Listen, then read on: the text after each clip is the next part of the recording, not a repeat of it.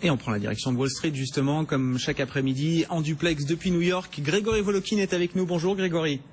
Bonjour Grégoire. Le président de Mescard Financial Services. On pourra revenir avec vous tout à l'heure sur Didi, effectivement, qui sera sans doute l'autre grosse introduction en bourse à Wall Street dans les prochains mois, peut-être l'an prochain, après Alibaba. Mais un mot quand même du mouvement du jour. On a appris là ce matin chez vous à New York, juste avant l'ouverture, que si Carl Icahn avait décidé de vendre sa participation dans Apple, d'autres grands investisseurs américains s'y intéressaient. Et en l'occurrence, on parle de Warren Buffett. Oui, alors qu'est-ce que ça nous dit? Ça nous dit beaucoup de choses en fait. Ça nous dit d'abord que vous savez que quand Warren Buffett investit, c'est pas pour les 2 prochains mois ni les 6 prochains mois, c'est vraiment pour la durée. Donc ça veut dire que même s'il y a un peu un trou d'air dans la croissance de Apple en ce moment, Warren Buffett ou ses gérants estiment que ça va repartir assez rapidement. Une autre chose à dire quand même, c'est que l'investissement de Warren Buffett le situe en 57e position des plus gros actionnaires de Apple. Donc ça veut dire quand même que c'est pas tellement énorme, c'est $1 milliard. Et même pour Warren Buffett, c'est pas un très très gros investissement parce que par exemple dans Kraft Heinz, il a investi plus que $22 milliards. Donc je dirais c'est surtout un symbole, le symbole que Apple, qui était une action ou une compagnie qu'on achète pour la croissance, commence à être une action, une compagnie qu'on achète avec le label value. Et c'est vrai qu'actuellement, avec le cash, si on enlève ce cash d'ailleurs, elle se vend à moins de 10 fois les earnings. C'est pratiquement la moitié des multiples du marché. Donc Warren Buffett a trouvé de la value dans Apple. Et vous l'avez dit d'un mot, c'est intéressant. Est-ce que ça nous apprend aussi de la manière du fonctionnement de Berkshire Hathaway aujourd'hui? Alors il y a la question de la succession de Warren Buffett, bien sûr, qui est posée depuis longtemps, mais vous citiez l'exemple de Kraft, quand il y a l'investissement dans Kraft, on se dit là, oui, c'est du Warren Buffett. Vous avez parlé de ces gérants aussi de l'équipe de Berkshire Hathaway, ces deputies, Grégory, ceux qui assistent aujourd'hui à Warren Buffett dans ses investissements. C'est pas un grand fan de tech, Warren Buffett. Est-ce qu'on peut penser que cet investissement dans Apple, ce petit ticket, comme vous le dites, au regard de Berkshire Hathaway, c'est plutôt, comment dire, l'idée de ces équipes de gestion-là? Écoutez, vous avez tout à fait raison, et je pense que c'est le cas. Warren Buffett s'occupe des grands mouvements stratégiques où il va mettre 10 milliards, 20 milliards, 30 milliards. On va peut-être parler tout à l'heure du fait que Warren Buffett est associé dans un bid sur Yahoo. Ça, c'est quelque chose de stratégique et d'important, même si ce n'est que financier.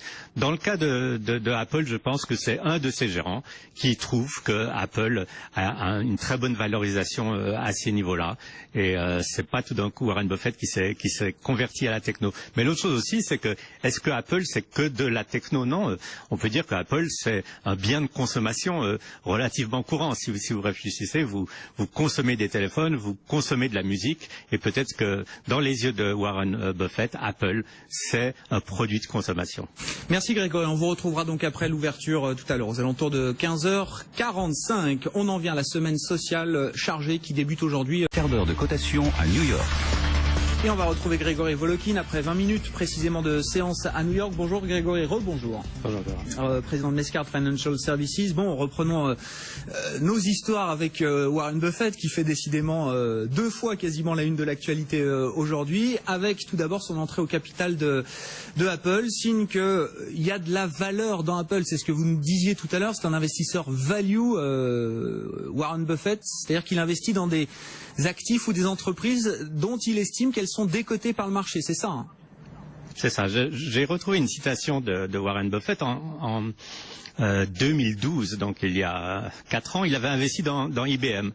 Et les journalistes, lors d'une conférence de presse, lui ont dit « Mais pourquoi vous investissez aujourd'hui dans IBM et pas dans Google ou dans Apple ?» Et Warren Buffett, à ce moment-là, avait répondu j'ai moins de chances de me tromper en investissant dans IBM que si j'investissais dans Google et Apple, dont je ne comprends pas vraiment bien le business model. » Au final, il s'est un peu trompé alors.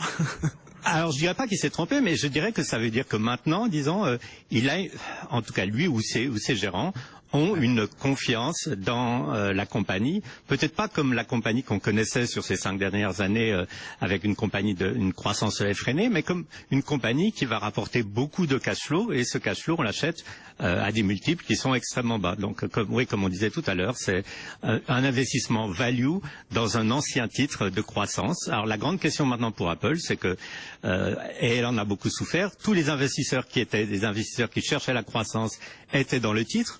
évidemment, ils ont commencé à en sortir. Est-ce qu'ils sont tous sortis? Je n'en sais rien.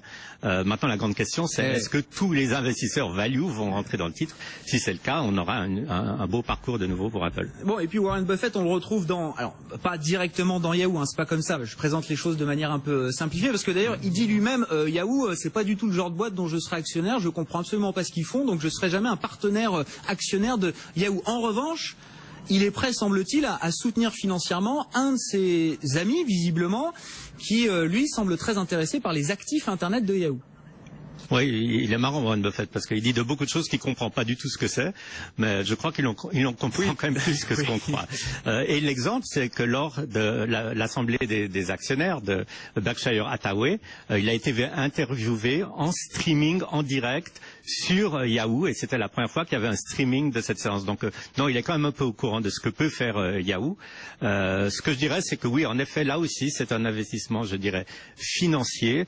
C'est pas Warren Buffett qui va racheter Yahoo, il va financer, s'il y a un bid en tout cas, un dénommé Gilbert, qui a la plus grande compagnie de mortgage, d'hypothèque privée aux États-Unis, et qui possède aussi une équipe de basketball très très connue, dans laquelle joue LeBron James. Donc tout ça pour vous dire que ça va être un appui financier à un bid. Il ne faut pas oublier que pour le moment, on donne Verizon comme étant la compagnie privilégiée pour racheter les actifs de Yahoo. Et un bid, évidemment, enfin c'est BID, hein, c'est une offre, voilà, c'est pas que ça va faire un bid. Non, au cas où, c'est pas du tout un reproche, Grégory. Et alors, un mot quand même, là aussi, on reste dans l'univers de la tech, et on en parlait d'ailleurs il y a quelques jours à peine avec l'entrée d'Apple au capital du Uber chinois, mais on va l'appeler Didi, puisque c'est son nom, c'est une boîte qui est valorisée aujourd'hui entre 25 et 30 milliards de dollars, peut-être, Grégory, et on apprend qu'ils ont envie de s'introduire assez vite, semble-t-il, sur le marché américain, à New York. Ça m'a fait réfléchir à une chose, c'est que Uber lui-même, le CEO, a déclaré qu'ils avaient en tout cas pas l'intention de s'introduire cette année. Ils n'avaient pas l'intention de s'introduire en bourse même en 2017. Donc c'est Didi qui va leur couper l'herbe peut-être sous les pieds, et ça rend pas du tout un service à Uber. Mais en même temps, ça va être un test. Est-ce que le marché peut supporter une valorisation qui évidemment risque d'être très élevée? Ça c'est une chose. Et puis l'autre chose, les compagnies chinoises, qu'elles s'introduisent ici ou pas, on a toujours un peu de la peine à comprendre leur compte. C'est un peu, par exemple, ce qui est reproché à Alibaba. C'était une très très belle introduction en bourse, mais actuellement le titre d'Alibaba est sous son cours d'introduction parce que beaucoup d'investisseurs disent mais on comprend pas du tout leur compte, la façon dont ces comptes sont publiés. Donc ça sera un test, je dirais, intéressant, non seulement pour Bibi, non seulement pour Apple, mais aussi un test intéressant pour une future introduction du Uber, qui reste quand même la compagnie leader au monde au niveau du voiturage, évidemment. Et puis un mot aussi, alors c'est pas encore confirmé, hein, on pourrait peut-être l'apprendre au cours du mois de juin, mais l'Union européenne, les autorités de la concurrence en Europe qui seraient prêtes à infliger une amende, ce serait une amende record au niveau européen à Google. Bon, c'est des vieux dossiers de manipulation des résultats de recherche chez Google. On parle d'une amende d'un peu plus de 3 milliards d'euros, c'est ce que révélait ce week-end le Sunday Telegraph au Royaume-Uni. C'est grave, c'est pas grave, 3 milliards d'euros, c'est quoi? C'est à peine quelques pourcents du chiffre d'affaires de Google aujourd'hui, Grégory. Je dirais que toute amende, une fois qu'elle est articulée et donnée, à moins que ça soit une somme faramineuse, sera plutôt reçue comme un soulagement par les marchés. Vous pouvez même regarder, si on regardait par exemple les banques françaises, le jour où elles ont eu, et je dirais pas laquelle, mais une amende de presque 9 milliards de dollars aux États-Unis, on a dit bon, maintenant c'est derrière nous, on a plus de visibilité. Donc je dirais Google, 3 milliards, ça me semble pas du tout être un événement catastrophique, et au contraire, s'ils arrivent à se sortir de cet antagonisme avec l'Europe, pour 3 milliards de dollars, ça sera pas cher à payer pour mettre cette histoire derrière eux. Bon, c'était BNP, enfin bon, elles ont toutes payé des amendes aux États-Unis, mais c'est vrai que BNP, c'était quand même la grosse amende pour une banque française. Merci beaucoup, Grégory. Grégory Volokin, président de Mescart Financial Services, avec nous en duplex depuis New York. On marque une pause, 16h, le journal de l'économie à suivre dans un instant. Ayant pris des décisions similaires. Warren Buffett, lui, mise $1 milliard sur Apple via sa holding Berkshire Hathaway.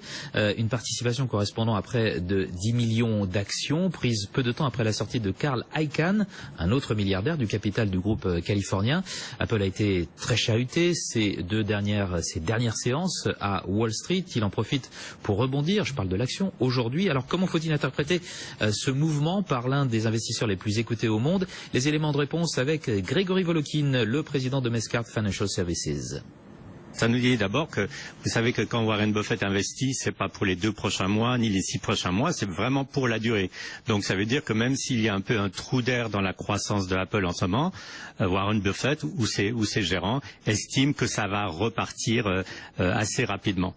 Une autre chose à dire quand même, c'est que l'investissement de Warren Buffett le situe en 57e position des plus gros actionnaires de Apple. Donc ça veut dire quand même que c'est pas tellement énorme, c'est $1 milliard.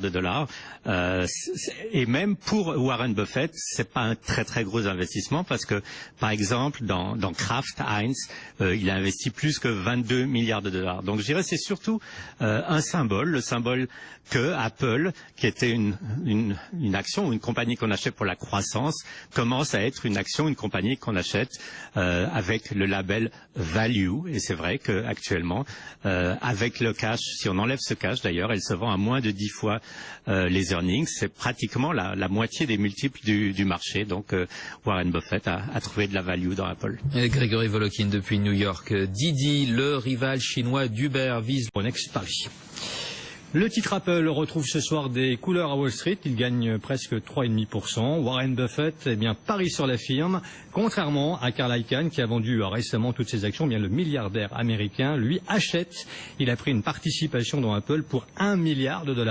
Warren Buffett parie apparemment sur un rebond du titre. L'analyse de Grégory Volokin, le président de Mescart Financial Services à New York.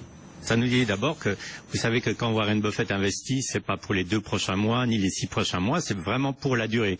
Donc ça veut dire que même s'il y a un peu un trou d'air dans la croissance de Apple en ce moment, Warren Buffett ou ses gérants estiment que ça va repartir assez rapidement. Une autre chose à dire quand même, c'est que l'investissement de Warren Buffett le situe en 57e position des plus gros actionnaires de Apple. Donc ça veut dire quand même que c'est pas tellement énorme, c'est $1 milliard. Et même pour Warren Buffett, c'est pas un très très gros investissement parce que par exemple dans Kraft Heinz, il a investi plus que $22 milliards. Donc je dirais c'est surtout un symbole, le symbole que Apple, qui était une action ou une compagnie qu'on achète pour la croissance, commence à être une action, une compagnie qu'on achète avec le label value. Et c'est vrai qu'actuellement, avec le cash, si on enlève ce cash d'ailleurs, elle se vend à moins de 10 fois les earnings. C'est pratiquement la moitié des multiples du marché. Donc Warren Buffett a trouvé de la value dans Apple. Grégory Volokin à New York, autre mastodonte de Wall Street, Amazon, avec cette nouvelle offensive.